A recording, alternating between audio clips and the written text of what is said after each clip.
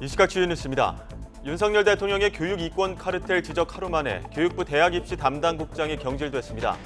공정한 수능을 앞세워 교육개혁 신호탄을 쏜 것으로 풀이되는데 곧 수시 접수가 시작되는 학교 현장에선 혼란이 커지고 있습니다.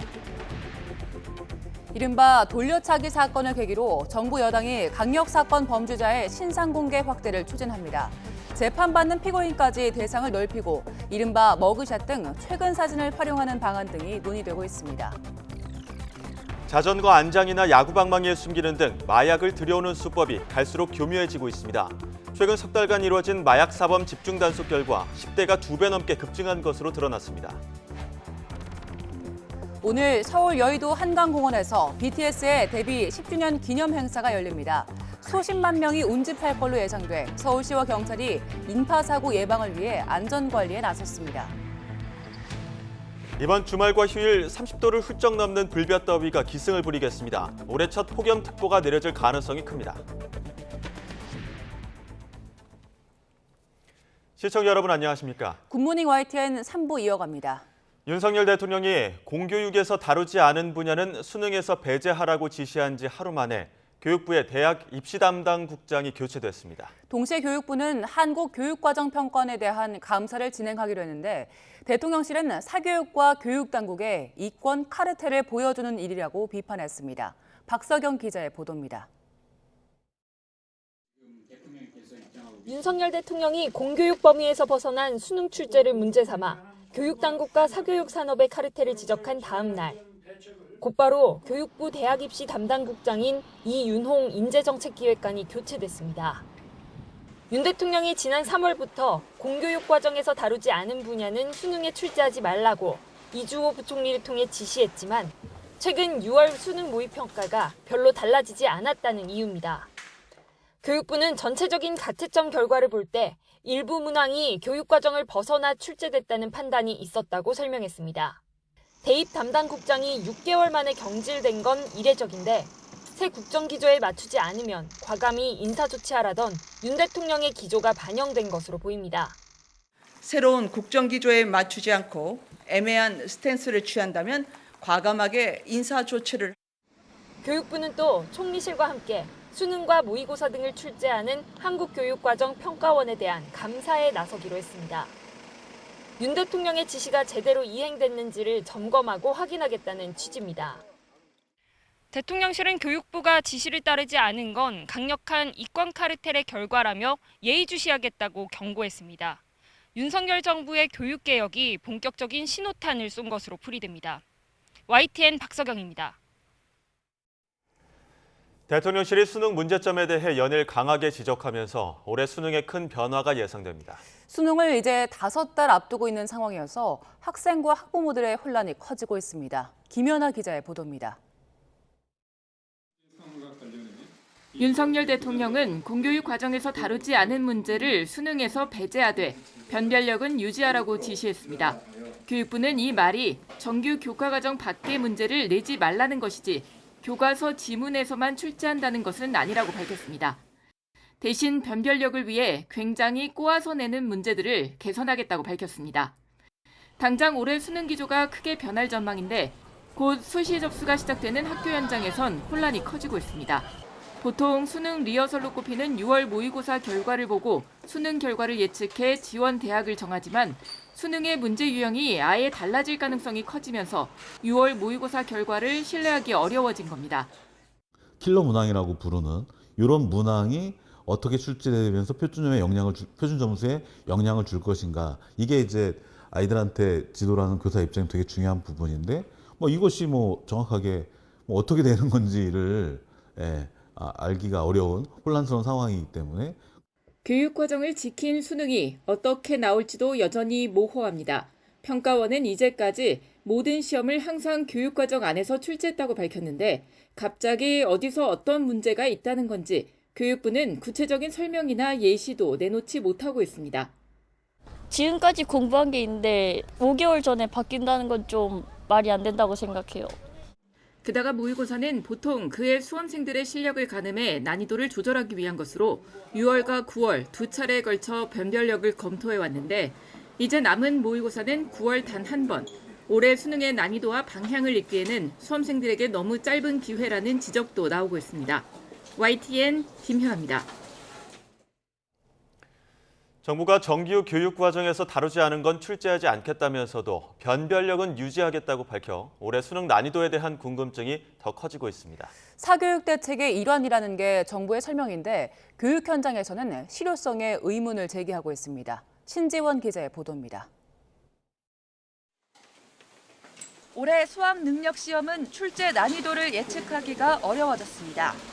하지만 입시 전문가들은 큰 틀에서 지난해보다 쉬워질 것으로 보고 있습니다. 여러 영역을 융합하고 꼬아서 내는 이른바 킬러 문항이 줄면 결과적으로 난도가 낮아질 수밖에 없다는 겁니다. 특히 대통령이 국어 비문학 출제 난이도를 콕 집어 지적한 만큼 국어 영역이 더 쉬워질 거란 전망인데 국어와 수학 간 표준 점수 격차가 더 벌어져 이과생이 문과생보다 고득점에 더 유리해진다는 우려가 나옵니다. 지난해는 국어가 쉽게 출제돼 있고 수학이 어려워서 점수 격차가 큰 것이 문제였는데 지난해 국어 쉽게 출제된 것보다 더 쉽게 출제하라는 메시지는 수험생에 있어서는 사실 상당히 좀 당황스럽고 혼란스러운 상황이다. 상위권과 중상위권의 경쟁이 치열해지고 중위권이 사라지는 공동화 현상도 우려됩니다. 공동화 현상 아닌 공동화 현상이 날 수도 있어요. 잘하는 애들은 진짜 잘하고 못하는 애들은 좀 그렇고 해서 더 혼란이 가중될 개연성도 있다라는 거죠. 대통령실은 카르텔이란 격한 용어까지 사용하며 사교육 대책의 일환임을 강조했지만 효과는 의문입니다. 학원은 단순히 문제가 어려워서 배우러 가는 곳이 아니라는 겁니다. 쉽게 내면 사교육비가 줄고 어렵게 되면 사교육비가 느는 문제가 아니라 시대권 이 대학 입시가 상대평가로 치러지는 이 상황이기 때문에 사교육비가 느는 거죠. 남들보다 한 문제를 더 맞아야 되겠다라는 욕구 때문에. 더욱이 입시 변별력을 위해서는 마냥 문제를 쉽게 낼 수도 없는 상황이라 정부의 갑작스러운 메시지 해석을 두고 교육계 혼란이 커지고 있습니다. YTN 신지원입니다. 후쿠시마 오염수 방류에 대한 우려를 해소하기 위해 우리 정부가 날마다 브리핑을 열고 있지만 국민 불안은 좀처럼 가시지 않고 있습니다. 그러자 이번엔 해수부 장관이 전통 어시장을 찾아 민심을 달랬습니다. 양희력 기자가 보도합니다. 새우와 젓갈, 꽃게로 유명한 인천의 전통 어시장입니다. 평소보다 손님들 발길이 뜸합니다. 상인들은 절로 한숨이 나옵니다. 이거 일본산이에요 하고 물어보시는 분들이 많아요. 40~50% 이런 식으로 손님들이 많이 줄었어요. 최근 치솟은 천일염 가격에 젓갈 파는 상인들 걱정도 커집니다. 국민 불안을 잠재우겠다며 1일 브리핑을 시작한 지 이틀째 해수부 장관이 어시장을 찾았습니다. 멍게와 개부를 직접 먹으며 우리 수산물의 안전성을 강조했습니다. 오염수 때문에 손님들이 좀 의심을 하고 이거 먹어도 되냐고. 그러니까 이게 우리 지금 서해안에 잡히는 것 같은 경우에는 사실 오염수 객관적으로 과학적으로 전혀 영향이 있을 수 없는 지역입니다. 그리고 우리가 그때까지 3만 건 이상을 갖다가 검사를 다 했거든요. 지난번 원전 사고 난 이후로. 근데 아무 이상이 없는데. 그래도 소비자들이 수산물을 찾지 않아 재고가 쌓이면 정부에서 수매하겠다고 상인들을 안심시켰습니다. 천일염 사재기에 대비해 정부가 물량을 미리 비축했다가 김장철에 푸는 방안도 검토에 들어갔습니다. 정부가 대대적인 국민 불안 잠재우기에 나서긴 했지만 손님들이 믿고 찾을 수 있도록 보다 확실한 대책과 책임 있는 자세를 보이라고 어시장 상인들은 입을 모았습니다. YTN 양일혁입니다. 더불어민주당은 오늘 일본 후쿠시마 원전 오염수 해양 방류와 정부 대응을 규탄하는 장외 여론전에 나섭니다. 이재명 대표 등 당 지도부는 오늘 오후 인천 부평역 북광장에서 열리는 후쿠시마 오염수 해양 투기 반대 규탄 대회에 참석합니다. 이 대표는 앞서 SNS에 글을 올려 일본의 오염수 투기가 국민의 삶을 위협하고 있지만 윤석열 정권은 국가의 책무를 포기했다고 비판하며 행사 참여를 독려했습니다. 국민의힘은 그러나 민주당을 향해 국민 불안을 잠재우는 노력에 동참하길 바란다면서 정치적 리스크를 덮기 위해 국민 공포를 조장할수록 내년 총선에서 역풍이 분다고 경고했습니다.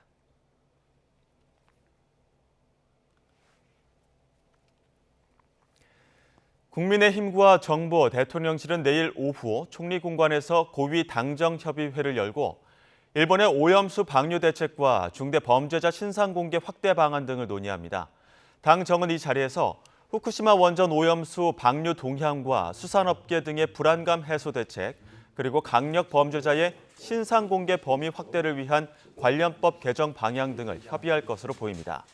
또 본격적인 여름철을 앞두고 하절기 취약계층 보호 대책도 다룰 것으로 예상됩니다. 대통령실이 국가정보원의 최근 인사파동에 대해 진상조사에 착수했습니다. 여권 관계자는 YTN에 대통령실 공직기강 비서관실이 제기된 문제가 사실인지와 알력 싸움의 실태, 언론 유출 경위 등을 파악해 정식 감찰로 전환할 가능성이 있다고 말했습니다. 앞서 윤석열 대통령은 이달 초 국가정보원 고위직 1급 인사를 번복해 대기 발령 조치했는데 신구 권력 갈등설 등 각종 의혹이 불거진 만큼 이를 짚고 간다는 차원으로 해석됩니다. 하지만 일각에서 제기된 김규현 국정원장 교체설에는 복수의 대통령실 관계자가 들은 바 없고 확대 해석할 일도 아니라면서 선을 그었습니다. 지난해 대선 이후 미국으로 떠났던 더불어민주당 이낙연 전 대표가 1년간의 연수를 마치고 다음 주 귀국할 예정입니다. 이재명 대표 체제를 흔드는 각종 악재로 친명, 비명 간 계파 갈등이 여전한 상황에서 이 전 대표의 귀국이 당내 역학구도에 어떤 영향을 미칠지 주목됩니다. 안윤학 기자의 보도입니다. 오는 24일 이낙연 전 대표의 귀국에 관심이 쏠리는 건 내년 총선을 앞두고 이재명 대표 체제가 여전히 불안하다는 평가와 맞닿아 있습니다. 전당대회 돈봉투 사건과 김남국 코인 논란 등 각종 악재에 당 혁신기구를 띄우며 분위기 반전에 나섰지만 혁신기구 안에서 명칭이나 과제나 역할을 다 논의해서 정하도록 했기 때문에 이마저도 첫 번째 위원장이 9시간 만에 낙마하면서 실망감을 안겨줬습니다. 또 구체적인 역할이 불분명한 혁신기구는 이재명 방탄용에 불과하다는 비판이 제기되면서 기대했던 파급력은 부족했다는 평가가 나옵니다. 상당히 이제 이 기득권 방탄정당에 대한 국민들의 어떤 불신 이런 것들이 쌓여져 있고, 그다음에 이제 비민주적인 팬덤 정당이다. 예. 물론 이낙연 전 대표가 귀국한 뒤 이재명 대표의 리더십을 곧장 대체할 수 있을 것이란 의견이 많은 것은 아닙니다. 당내 경선에서 70%가 넘는 득표율을 기록했던 정당성 있는 대표인데다 이 대표 강성 지지층 없이는 총선도 어렵다는 분석이 지배적이기 때문입니다. 근데 대선 때 경쟁자였잖아요. 바로 민주당에서 새로운 체제의 이 리더가 되거나 이러는 것은 당장은 어렵다고 봅니다. 다만 이낙연 전 대표를 중심으로 이재명 단일 대우에 반발하는 비주류가 뭉치면서 심리적 분열 상태가 가속화될 수 있습니다. 본인의 진퇴 부분에 대해서는 본인이 언젠가는 판단을 할 건데 그러나 그 판단의 시점이 너무 늦지 않았으면 좋겠다. 이 때문에 내년 총선 승리를 위해 두 전현직 대표의 협력 체제가 절실하다는 지적도 나옵니다. 이낙연 대표가 돌아오면은 이재명 대표를 적극적으로 협력을 해서 민주당의 난국을 극복하는데 일릭을 담당해야 된다. 대선 경선 맞수였던 이낙연 전 대표의 귀국이 이재명 대표 체제의 분열을 촉진할지 찻잔 속 태풍에 그칠지에 관심이 쏠리고 있습니다. YTN 안윤학입니다. 출범 100일을 넘긴 국민의힘 지도부는 조직 정비와 함께 시스템 공천을 약속하며 본격적인 총선 모드에 시동을 거는 모습인데요. 당내에선 전통적 강세 지역인 영남권을 중심으로 검사 출신 인사 상당수가 공천장을 받을 거란 관측이 끊이지 않고 있습니다. 벌써 술렁이는 분위기도 감지됩니다. 이종원 기자입니다. 취임 100일을 기념하며 열린 기자회견. 국민의힘 김기현 대표는 내년 총선에서 당원 당규에 의한 시스템 공천을 강조했습니다. 당내에서도 능력과 민심이란 키워드에 주목하는 분위기입니다.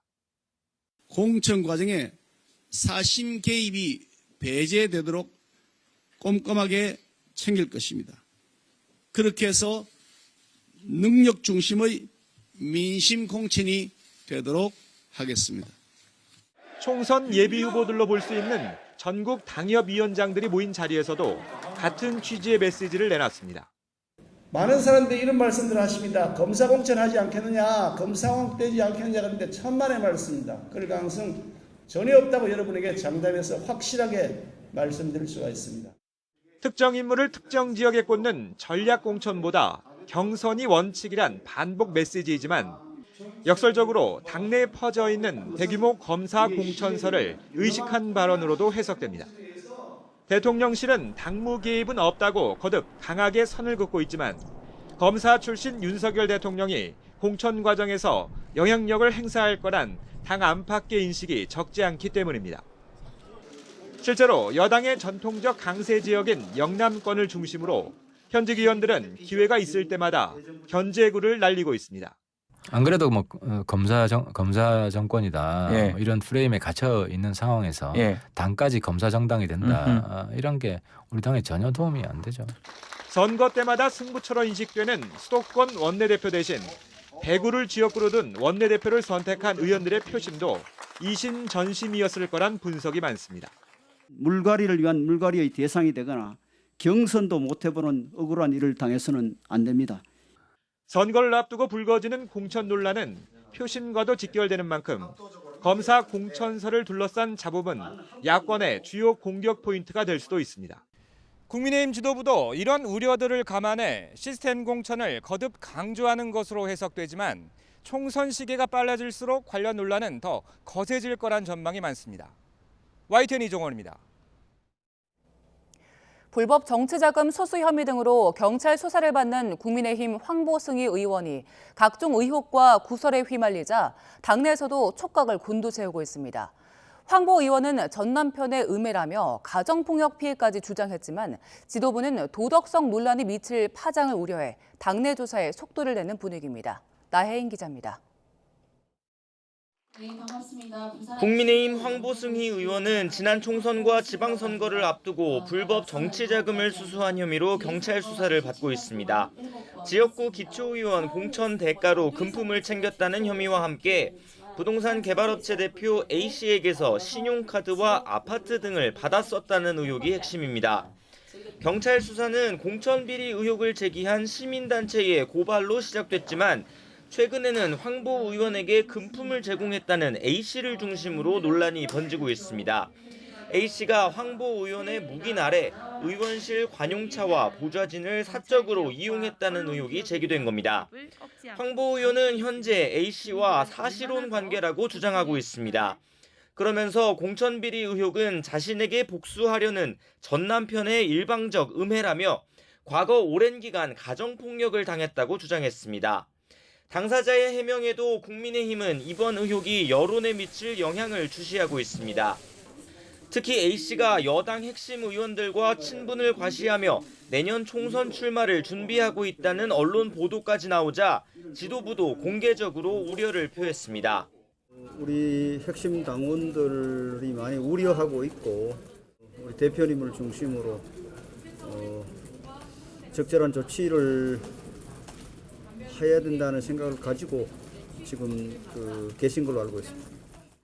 앞서 국민의힘 공천비리 의혹을 들여다보겠다며 당내 진상조사단을 꾸린 더불어민주당은 황보 의원을 국회 윤리특별위원회에 제소하는 등 공세 수위를 높이고 있습니다.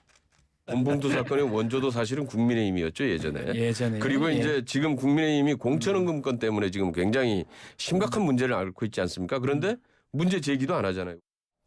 수준 높은 도덕성을 강조한 김기현 대표의 취임 100일 기자회견이 끝나자마자 민주당은 여당 의원의 공천 헌금 의혹을 부각하며 맞불을 놨습니다. 국민의힘 내부에선 내년 총선을 앞두고 논란이 더 번지기 전에 황보 의원에 대한 당 차원의 조사부터 빨리 매듭져야 한다는 목소리가 커지고 있습니다. YTN 나인입니다.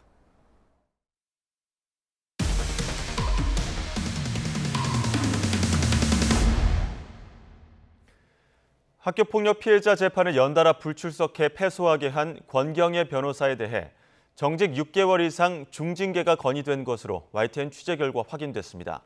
권 변호사는 자기 책임을 인정하면서도 당시 건강이 좋지 않아 소송에 집중하지 못했다고 해명한 것으로 알려졌습니다. 홍민기 기자가 취재했습니다. 3번 연달아 재판에 불출석해 학교폭력 피해자 소송을 돌이킬 수 없는 패소로 몰아넣은 권경애 변호사. 심지어 이를 유족에게 5달 동안 알리지 않은 사실까지 드러나 사회적 공분을 자아냈습니다. 그게 어떤 사건인데 그거를 말아먹을 수가 있는지, 뭘 잘못했는지 당신이 구체적으로 써라. 그러면 당신이 뭘 책임질 건지를 써라. 이렇게 해서 한 줄을 썼어요. 책임지겠다고. 대한변호사협회도 지난 4월 징계 절차 개시를 결정해 변협조사위원회가 2달간 권 변호사의 징계 여부를 논의했습니다. 조사위의 최종 결론은 중징계 불가피. 권 변호사에게 최소 6개월 이상 정직 징계를 내려야 한다고 판단하고 실제 징계를 결정하는 변협징계위원회에 정직 6개월 이상을 건의했습니다. 조사위 관계자는 YTN과 통화에서 권 변호사의 중징계가 필요하다면서도 정직 기간이 길어지면 경제 활동이 어려워 되레 피해자에게 배상할 수 없는 점을 고려했다고 설명했습니다. 조사위는 지난달 권 변호사가 제출한 수십장 분량 경위서도 검토했습니다. 권 변호사는 송구하다며 자기 잘못을 인정하면서도 당시 심신이 안 좋은 상황에서 소송에 집중하지 못했다고 진술한 것으로 전해졌습니다.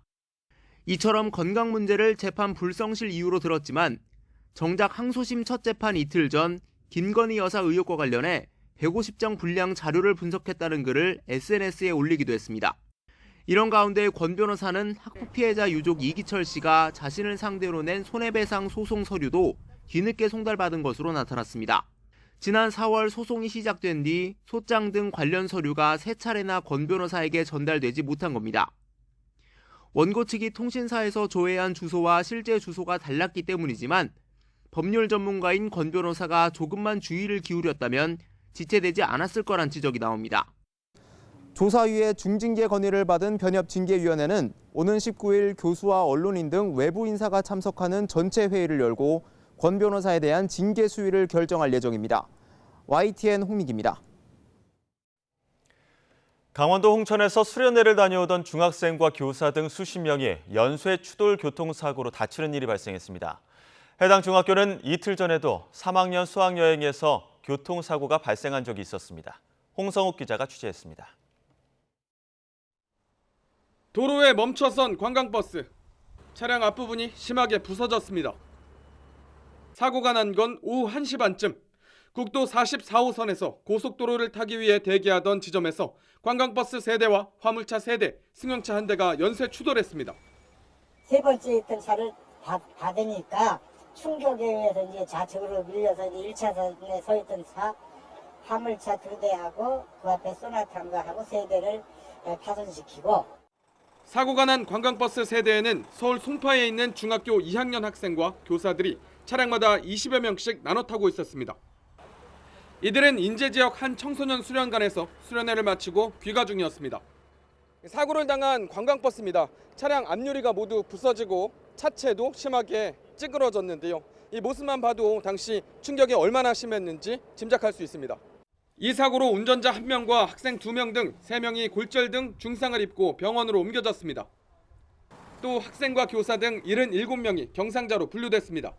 다행히 중상자 3명 외에는 모두 건강에 이상이 없는 것으로 알려졌는데 대부분 안전띠를 착용한 덕분이었습니다. 사고를 겪은 학교는 지난 14일에도 학생들이 탄 버스가 교통사고를 당했습니다. 강원도 강릉에서 수학여행 중이던 3학년 학생 28명이 탄 관광버스가 11톤 화물차와 충돌해 5명이 다쳤습니다. 공교롭게 같은 학교 2, 3학년 학생들이 강원도로 수련회와 수학여행을 왔다가 연이어 교통사고를 당한 겁니다. 강릉은 4학년이에요. 저 2학년 아이들이 수련활동 간 거고요. 서울시 교육청은 수련활동 담당 장학관과 장학사, 해당 학교 교장과 보건교사 등을 파견해 상황 파악과 현장 지원 활동을 벌였습니다. 경찰은 맨 마지막 달리던 버스 운전자의 졸음운전이 직접적인 사고 원인으로 추정하고 차량 블랙박스와 버스기사, 목격자 진술을 토대로 정확한 사고 원인을 조사하고 있습니다. YTN 홍서욱입니다. 자전거 안장이나 야구 방망이에 숨기는 등 마약을 국내로 들여오는 수법이 갈수록 교묘해지고 있습니다. 최근 경찰 마약범죄 집중단속에서 석 달 동안 불과 3,000명이 훌쩍 넘는 마약 사범이 붙잡혔는데 특히 청소년 마약범이 급격하게 느는 추세입니다. 임형준 기자입니다. 자전거 안장을 뜯었더니 묵직한 폴 뭉치가 모습을 드러냅니다. 안에 들어있는 건 마약 유인 케타민 500g입니다. 시가로 11억 원가량 16,000여 명이 동시에 투약할 수 있는 양입니다. 태국과 미국 등 해외에서 마약 255억 원어치를 밀반입해 국내에서 유통한 8명이 붙잡혔습니다. 일당은 이렇게 자전거 안장이나 야구 방망이에 마약류를 숨긴 뒤 항공 특송 화물을 통해 국내에 들여왔습니다. 마약 일부는 상대적으로 감시가 허술한 고속버스 택배 서비스를 통해 팔려나갔습니다. 경찰은 해외에 체류하는 중국인 총책 2명에 대해서도 인터폴 적색 수배를 요청했습니다. 해외에 어디에 거주하는가 중요하지가 않고 지금 이 적색 수배에 대한 체포영장도 다 발부되어 있습니다. 외사 경찰과 그쪽 해당 국가와의 이제 긴밀한 공조가 중요하겠죠. 서울 강남 클럽에서 마약을 유통한 일당도 무더기로 붙잡혔습니다. 클럽 영업 직원인 MD가 비싼 술을 주문하는 손님에게 마약류를 판매하고 함께 투약하는 식으로 범행한 것으로 드러났습니다. 경찰이 지난 3월부터 석 달간 붙잡은 마약 사범은 모두 3,600여 명.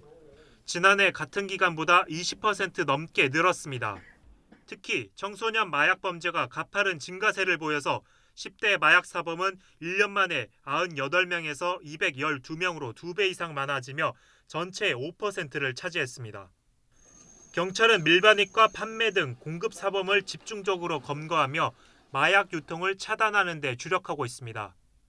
또 마약 범죄에 더 무거운 처벌이 내려질 수 있도록 양형 기준을 상향하는 방안도 추진할 계획입니다. YTN 임영준입니다. 군 당국이 서해에 떨어진 북한 우주 발사체를 인양하는 데 성공했습니다. 1, 2, 3단부 중 2단부로 추정되는데 핵심인 연료와 연료통, 산화제통 등이 남아있을지 주목됩니다. 임성재 기자가 보도합니다. 3,500톤급 해군 수상함 구조함인 광양함 갑판 위에 가로로 기다란 원통형 물체가 놓여 있습니다. 하얀색 표면에는 여기저기 긁힌 자국이 남았습니다. 지난달 31일 발사 실패로 서해 어청도 서쪽 200km 지점에 떨어진 북한 우주 발사체 잔해입니다. 군은 구조함 3척과 심해 잠수사 등을 투입해 발사체 잔해를 15일 만에 인양했습니다. 군이 건져 올린 우주 발사체 잔해입니다. 1, 2, 3단부 중 2단부로 추정되는데 인양 작업 중 일부 상단부가 잘려나간 것을 제외하고는 원형 대부분을 유지하고 있습니다. 떨어져 나간 동체 일부를 포함한 전체 길이는 12m, 최대 직경은 2.8m에 달합니다. 본격적인 정밀 조사에 앞서 잔해 양옆이 보안을 이유로 까만 차광막으로 가려져 있어 내부 확인은 어려운 상황. 인양 당시 동체에서 연료나 산화제 등 액체가 흘러나오지 않은 것으로 파악됐지만 고출력 엔진과 연료통, 산화제통 등이 고스란히 남아있을 가능성은 여전합니다. 물속에서 일주일 이상 있었기 때문에 관련 기관에 자문을 구했을 때는 산화제가 남아있다 하더라도 해수에서 일주일 이상 있었으면 희석되고 원통형 잔해가 발견된 지점과 다른 지역에선 또 다른 발사체 잔해로 보이는 직경 2에서 3m 원형고리 부품도 발견됐습니다. 이런 가운데 잔해 표면에 쓰인 천마라는 글자와 하늘을 나는 말의 모습을 형상화한 마크가 식별돼 눈길을 끌었습니다. 당초 북한이 밝힌 발사체 이름인 천리마와는 차이가 있지만 북한에선 두 단어가 사실상 같은 의미로 쓰이는 것으로 알려졌습니다. YTN 임성재입니다.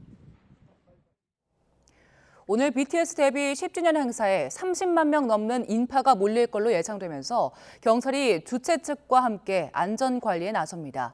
서울경찰청은 오늘 오후 2시부터 밤 10시 사이 2023 BTS 10주년 페스타 행사장 주변 마포대교 남단에서 63빌딩 앞까지 도로를 모두 통제합니다. 또 여의상류 나들목과 국제금융로 등 주변 구간도 사람이 몰리는 정도에 따라 탄력적으로 통제합니다.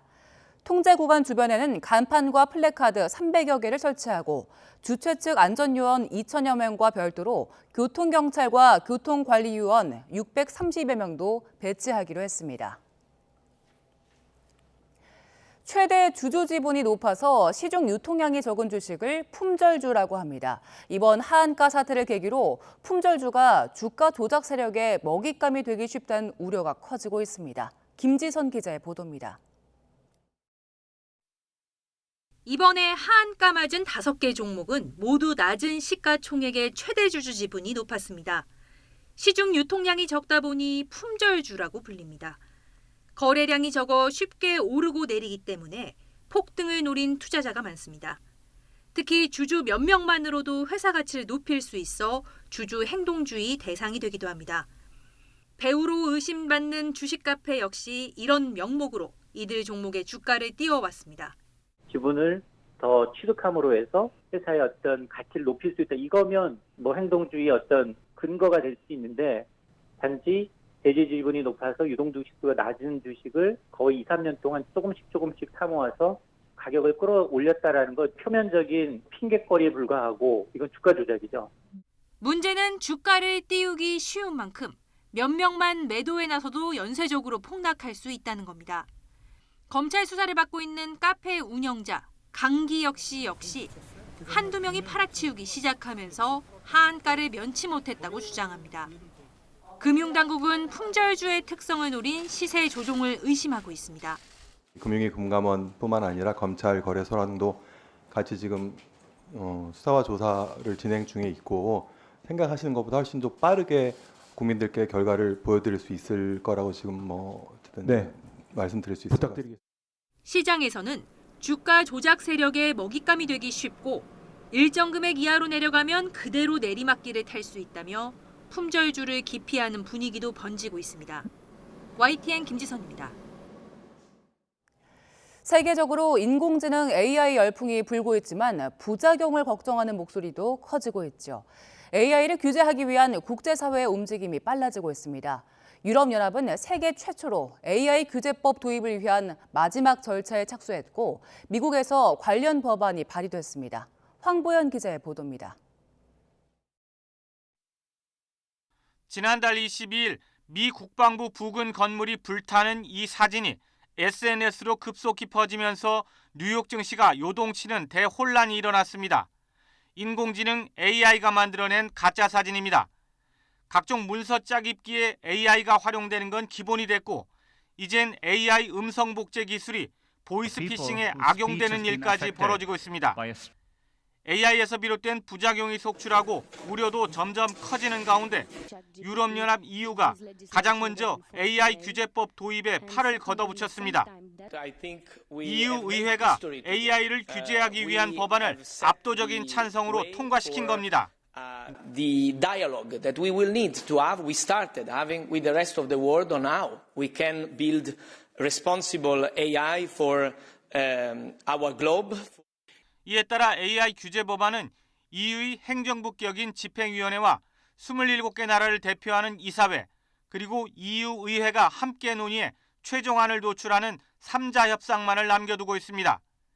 AI로 제작된 콘텐츠는 출처를 명확히 표기하고 저작권 문제 등 오남용 방지 대책을 시급히 마련하도록 하는 게 법안의 핵심. 또 AI를 활용한 안면인식 등 원격 생체인식을 전면 금지하는 내용도 담겼습니다.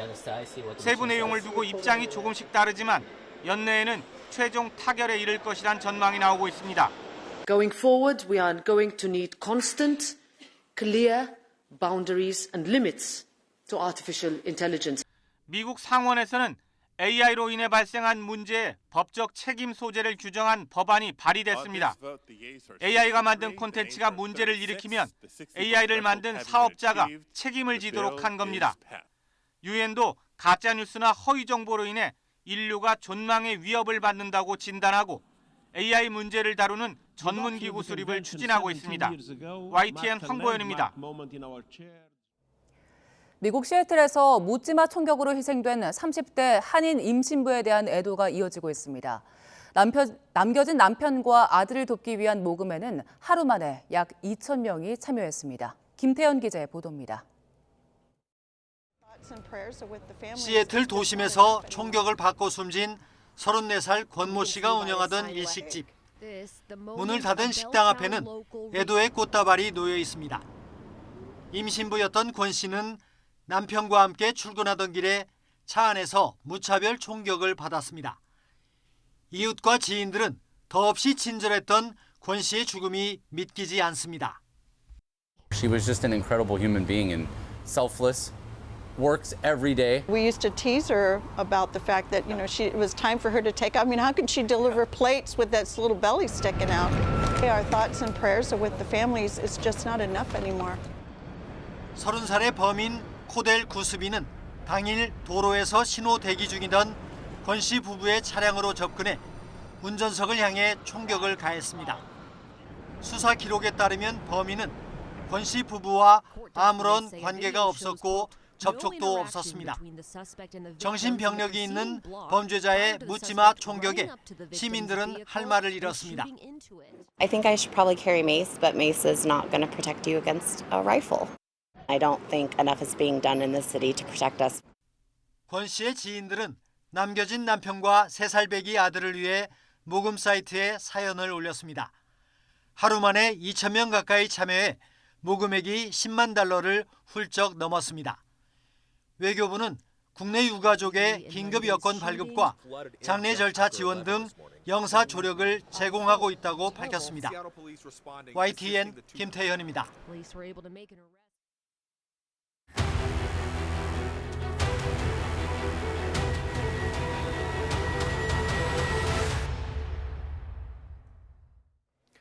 YTN은 지난해 침수 피해가 심했던 현장을 찾아 대비 상황을 점검하는 기획 보도를 이어가고 있습니다. 이번엔 지난 8월 수재민이 속출했던 서울 구룡마을에 폭우 대책이 제대로 마련돼 있는지 둘러봤습니다. 윤태인 기자가 현장에 다녀왔습니다. 지난해 8월 무려 84가구가 수재민으로 분류됐을 만큼 큰 피해를 봤던 서울 구룡마을을 다시 찾았습니다. 피해를 어느 정도 복구했다고 하지만 집안에 들어가 보면 방바닥이며 벽이며 성한 곳이 없습니다. 당시 물에 잠겼던 물건들이 1년이 다 돼가는 지금까지도 흉물스럽게 방치돼 있습니다. 주민들은 혹여나 이번에도 수해의 악몽이 반복될까 마음을 졸이고 있습니다. 제 소지품이고 뭐고 다 그냥 다 날아가고 옷도 입을 거 지금까지도 지금 고생을 많이 하고 있어요. 비가 오면 심장이 벌렁벌렁하고. 본격적인 장마가 이달 하순으로 다가오고 있지만 여전히 미흡한 모습이 곳곳에서 눈에 띄었습니다. 지난해 8월 폭우 당시 구룡마을을 가로지르는 이 배수로가 막혀 빗물이 마을까지 흘러넘쳤는데요. 이후 서울 강남구청은 배수로의 정비에 나섰지만 이렇게 벽이 무너져 생긴 커다란 돌덩이들이 방치돼 있습니다. 또 축대를 돌로 단단히 세운 대신 모래주머니를 쌓아놓은 곳도 있었는데 많은 비가 오면 또다시 범람할 우려가 있어 보입니다. 특히 구룡마을에선 다른 수해 취약 지역에 설치되고 있는 물막이판을 하나도 찾아볼 수 없었습니다. 구룡마을 주택 대부분이 무허가 건물이라 물막이판을 설치하는 데 구조적인 어려움이 있다는 것이 구청 설명입니다. 또 구청 측은 일주일에 한두 번씩 마을을 돌면서 정비할 건 없는지 확인하고 있다고 덧붙였습니다. 하지만 주민들은 보여주기식 점검일 뿐이라며 강남 고급 아파트 밀집 지역보다 수해 대책이 미흡하다고 말합니다. 비가 너무 많이 온다고 오래 그러잖아요. 그러다 보니까 다 주민들이 지금 불안한 상태 지금 떨고 있어요. 다가오는 장마철, 주민들의 불안감을 잠재우고 안타까운 피해를 막기 위해 대비가 더욱 철저해야 한다는 목소리가 나오고 있습니다. YTN 윤태인입니다. 온난화에 엘니뇨까지 겹치면서 역대급 위력의 태풍이 올 수도 있다는 분석이 나왔습니다. 시기는 8월 이후부터 초가을까지로 예상됐습니다. 정혜윤 기자의 보도입니다. 2호 태풍 마와르가 초강력 태풍으로 발달한 모습입니다. 거대한 구름 가운데 태풍의 눈이 뚜렷하게 보일 정도입니다. 태평양 고수온 해역을 태풍이 지나며 강력하게 발달했기 때문입니다. 그런데 앞으로 이런 괴물급 태풍이 더 많이 발생할 가능성이 큽니다. 온난화에 엘니뇨가 겹치면서 적도 부근 태평양 수온이 크게 치솟고 있기 때문입니다. 고수온 해역을 지나며 태풍이 강력하게 발달할 충분한 조건이 마련되는 겁니다. 이전보다도 더 강한 태풍의 기록을 갱신할 가능성이 높은 그러한 구조입니다. 올해가 엘니뇨 시기인데다가 온난한 시기라고 치면 개수면에 있어서는 보통일 가능성이 높아집니다. 하지만 강도면에 있어서는 배가 되는 유형입니다. 태풍이 우리나라 부근까지 북상해 영향을 주는 시기는 장마 뒤 8월부터 초가을까지. 우리나라에 상륙하지는 않더라도 초강력 태풍이 한반도 부근까지 북상하면 역대급 피해가 발생할 우려가 큽니다. 태풍이 비껴가거나 일본으로 행한다고 해도 초강력 위력이라면 사전에 폭우가 내리거나 해안가의 경우 해일 피해가 발생할 수 있습니다. 엘니뇨의 발달로 여름철 장마와 게릴라 호우에 이어 역대급 태풍까지 우려되면서 철저한 사전 재난 대비가 필요해 보입니다. YTN 정혜윤입니다. 본격적인 불볕더위가 시작되면서 식중독이 기승을 부리고 있습니다. 여름엔 특히 병원성 대장균 식중독에 많이 걸리는데요. 채소를 생으로 먹을 때 주의하셔야 합니다. 신윤정 기자의 보도입니다. 지난 8일 서울 강남의 재수학원에서 130여 명이 집단 식중독 의심 증상을 보였습니다. 학원 내 식당 한 곳에서 조리한 급식을 먹은 학생들로 설사와 복통 등의 증상이 나타났습니다. 이처럼 본격적인 무더위 시작과 함께 집단 급식소 등을 중심으로 식중독도 비상입니다.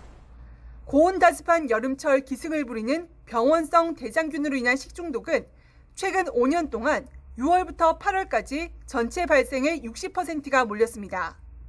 발생 장소는 음식점이 43%였고 학교와 유치원, 기업체 등 집단 급식소가 절반을 차지했습니다. 가장 높은 비율을 차지한 원인 식품은 무생채와 샐러드, 겉절이 등 채소류. 동물의 장내에서 서식하는 병원성 대장균이 덜 숙성된 퇴비나 오염된 물 등을 통해 채소를 오염시킨 게 원인으로 지목됩니다. 여름철에는 날씨가 덥기 때문에 세균이 증식하기가 아무래도 좋죠. 채소류 같은 경우가 기본적으로 병원성 대장균 이런 것들이 오염될 수가 있어요. 땅에다가 놓고 키우잖아요. 축사에서 나오는 게 오염될 수도 있는 거고. 이에 따라 집단 급식소에서 채소류를 제공할 때는 염소 살균제 등에 5분간 담근 뒤 수돗물로 3회 이상 씻어야 합니다. 가정에서도 흐르는 물에 잘 씻고 자르는 작업은 세척 뒤에 해야 합니다. 씻은 뒤 실온에 두면 세척 과정에서 생긴 상처 등 때문에 세척 전보다 세균이 증식하기 쉬운 만큼 바로 먹거나 냉장 보관해야 합니다. 채소류와 함께 세균성 식중독의 주요 원인이 되는 육류의 경우 완전히 익혀 먹고 씻을 때 주변 식재료로 물이 튀지 않도록 해야 합니다. 식약처는 일찍 온 더위에 손 씻기와 조리기구 구분하기, 보관 온도 지키기 등 식중독 예방 기본 수칙을 철저히 지켜달라고 당부했습니다. YTN 신윤정입니다. 울산 도심을 가로지르는 태화강과 동천강은 산업화 시대의 수질 오염을 이겨내고 생태하천으로 거듭난 성공 사례인데요. 최근 오염원이 불분명한 이른바 비점 오염이 두 강의 수질을 위협하고 있어서 울산시가 실태 조사에 나섰습니다. JCN 울산중앙방송 전우수 기자의 보도입니다. 울산 생태도시의 상징인 태화강과 동천강. 죽음의 강에서 생명의 강으로 부활한 태화강은 전국 두 번째 국가정원이 됐고 동천강은 수많은 철새들의 보금자리입니다. 태화강과 동천강에 대한 시민들의 지속적인 관심으로 수질은 항상 최고입니다. 지난 2015년 이후 태화강과 동천강의 수질은 항상 1등급을 유지하고 있습니다. 그러나 도시화로 인한 비점 오염원의 증가로 하천 수질은 위협받고 있습니다. 비점 오염원은 공장이나 가정하수 등 오염물질의 유출 경로가 명확한 점오염원과는 달리 도로, 농지, 공사장 등 불특정 장소에서 불특정하게 배출되는 오염원을 말합니다. 불특정하기 때문에 관리 자체가 어렵습니다. 이 같은 문제점을 짚기 위해 지난해에는 울산시의회에서 비점 오염원 실태 파악과 저감 대책 마련을 위한 토론회도 열렸습니다. 도심 속 도로 노면 등에서 발생한 비점 오염 물질이 집중호우 시 하천 강으로 바로 유입되어 수질 오염이 심각하기 때문에 대책 방안이 시급합니다. 울산 태화강과 동천강 유역은 지난 2019년 10월 환경부로부터 비점 오염원 관리 지역에 지정된 바 있습니다. 태화강 유역은 남구지역 4개 동과 중구지역 13개 동, 동천강 유역은 중구지역 9개 동과 북구지역 16개 동이 해당됩니다. 울산시는 비점 오염원 관리 지역 지정에 따른 사후 대책으로 이달 들어 비점 오염원 관리 시행계획 수립 연구 영역에 착수했습니다. 비점 오염원 관리 대책 영역 수립은 이번이 처음으로 내년 7월까지 11개월간 진행됩니다. 이번 영역에서는 태화강과 동천강의 수질오염 실태와 그 저감 계획 등을 총체적으로 점검하게 됩니다. 태화강과 동천에 대한 수계오염원 분포 및 오염물질 유입 현황 등을 조사하여 수질오염 예방 계획을 수립하는 등 수생태계 보전에 만전을 기하고자 합니다. 수립된 비점오염원 관리 대책은 환경부 장관의 승인 이후 앞으로 울산의 비점오염 관리 지침으로 활용됩니다. 이제 울산의 생명줄인 도심하천의 수질오염 방지를 위한 비점오염원에 대한 시민들의 보다 적극적인 관심과 참여가 필요한 시점입니다. JCN 뉴스 전우수입니다.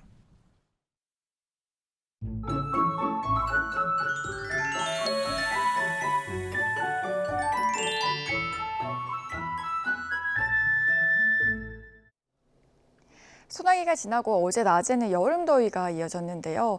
주말인 오늘은 어제보다도 더 뜨겁겠습니다. 낮 동안 오늘 서울 31도, 광주 34도, 경주는 무려 35도까지 치솟겠는데요. 이 기온만 보면 8월 한여름에 가까운 날씨입니다. 주말을 맞아서 야외 활동하신다면 수시로 수분 섭취와 휴식을 잘 해주셔야겠습니다. 이 햇볕이 뜨겁게 내리쬐면서 자외선과 오존도 말썽이겠습니다. 오늘 전국에서 자외선 지수와 오존 농도가 높게 오르겠는데요. 노약자와 호흡기 질환자는 낮 동안 가급적 바깥 활동하지 않으시는 게 좋겠습니다. 현재 기온 살펴보면 서울 20.3도, 대전 21도, 대구는 23도 보이고 있고요. 한낮에는 지금보다 10도가량 높아집니다. 서울 31도, 대전 33도, 대구는 34도 예상됩니다. 더위는 점차 심해져서 휴일인 내일은 서울 기온이 33도, 모레는 34도 보이겠고요. 한여름 더위는 다음 주 초까지 이어지다 비 소식과 함께 주춤하겠습니다. 날씨였습니다. 이상으로 굿모닝 YTN 마칩니다. 잠시 후 YTN 뉴스와이드가 이어집니다. 시청해주신 여러분 고맙습니다.